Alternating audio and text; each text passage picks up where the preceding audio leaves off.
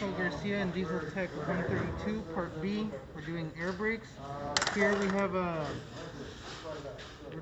trying to rather release the service brakes, or I mean not the service brakes, the spring brakes, the emergency brakes. Here we have an R12 here connected with a double check. We're trying to simulate anti-compounding here.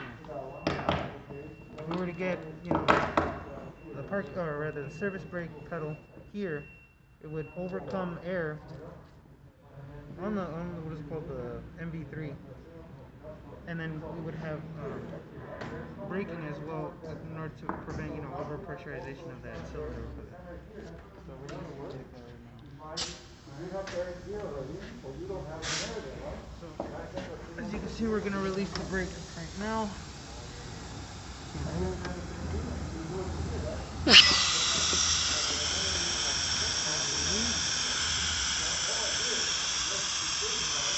Now if we were to add more air through here, it would overcome it as well. And you'll also be able to, brake as well. So now we're going to release it.